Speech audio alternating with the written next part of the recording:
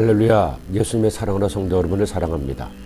우리의 삶에서 불행은 예고 없이 닥칩니다. 내가 원치는 고난이 영화처럼 예고편이 있는 것이 좋을지 안 좋을지 알 수 없습니다. 분명한 것은 누구도 고난을 원하지 않지만 누구에게나 고난은 예외 없이 닥친다는 것이죠. 나에게 들어 예수님 믿게 된 성도님이 계십니다. 60이 넘어 예수님 믿게 되었지만 주님이 은혜를 주셔서 이제라도 예수님 믿어 하나님의 자녀가 되었으니 너무 감사하다고 교회에서도 열심히 봉사하는 성도님이었습니다. 그런데 어느 날 40도 안 된 큰아들이 갑자기 세상을 떠났습니다. 그것도 아내와 어린 아들을 남겨둔 채 심정마비로 세상을 떠난 것입니다. 전혀 예고도 없었습니다. 아니 꿈에도 생각지 못한 불행이 성큼 그를 덮쳤습니다. 그런데 놀라운 은혜가 있었습니다. 감당하기 어려운 시련이 그분에게 닥쳤지만 하나님께서는 성령님을 통해 그분의 마음을 만져주셨습니다. 그 큰 슬픔을 묵묵히 받아들이며 오히려 주님을 더 깊이 의지하는 그분을 보며 목사인 제가 더 큰 은혜를 받았습니다. 저 역시 그런 고난이 어느 날 갑자기 불청객처럼 찾아온 적이 있었습니다. 제 나이 18살 때 아버지가 갑자기 세상을 떠나셨습니다. 저는 장남이었지만 친구의 생일이라 집에 없어 임종을 지켜보지도 못했습니다. 죽음은 전혀 생각조차 하지 않았던 청춘의 날 아버지의 죽음은 오랜 세월 트라우마로 남았습니다.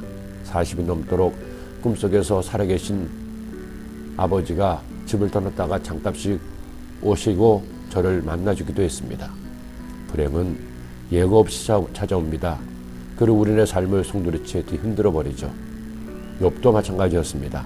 그는 동방의 의인이었습니다. 그는 순전하고 정직하며 하나님을 경외하고 악에서 떠난 사람이었습니다. 그야말로 무엇 하나 부러울 것이 없는 사람이기도 했습니다.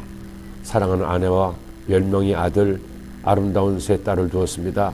돈도 많았죠. 양이며 약대, 소에, 나귀까지 동방에서 가장 큰 부자였다고 성경은 알려주고 있습니다. 그뿐인가요? 심지어 하나님까지 그를 인정하시고 자랑스러워하셨습니다. 하나님께서 얼마나 욥을 신뢰했던지 사단에게 자랑하실 정도였습니다.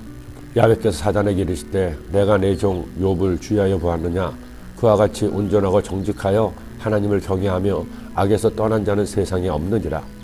그러자 사단이 하나님께 반론을 제기했습니다. 하나님은 그에게 복을 주니까 잘 나가게 하시니까 하나님을 잘 믿는 것이라는 것이었습니다. 만일 그에게 예고 없이 고난이 닥치면 그것도 다른 사람과 별반 다를 바 없이 하나님을 원망하고 믿음을 잃어버릴 것이라고 사단이 장담을 했습니다. 이 하나님은 사탄이 욥을 시험할 것을 허락하십니다.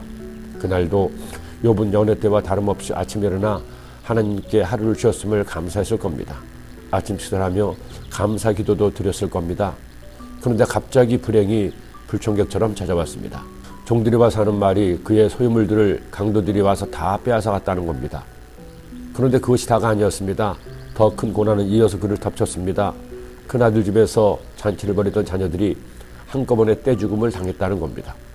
그가 아직 말하는 동안에 또 한 사람이 와서 아뢰되 주인의 자녀들이 그들의 맏아들의 집에서 음식을 먹으며 포도주를 마시는데 거친 들에서 큰 바람이 와서 집 내 모퉁이를 치매 그 청년들 위에 무너짐으로 그들이 죽었나이다.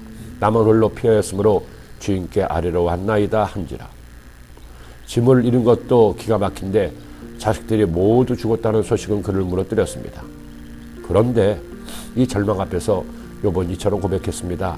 이르되 내가 모태에서 알몸으로 나왔사온즉 또한 알몸이 그리로 돌아갈지라 주신이도 야훼시오 거두신이도 야훼시오니 야훼 이름이 찬송을 받으실지니이다 하고 이 모든 일에 욥이 범죄하지 아니하고 하나님을 향하여 원망하지 아니하니라. 우리는 앞으로 욥기서의 말씀을 묵상하게 될 것입니다. 욥기서는 우리의 인생에서 피할 수 없는 원찮은 고난에 관한 말씀입니다. 나에게 어느 날 예고 없이 불행이 닥쳤을 때 어떻게 해야 할까요?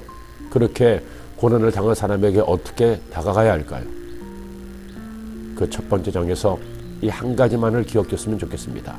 고난도 나의 삶의 한 부분이라는 것을, 그러니 하나님을 원망하지 말 것을, 우리는 주님과 함께 끝내 고난을 넘어설 수 있을 것을 기도드립니다.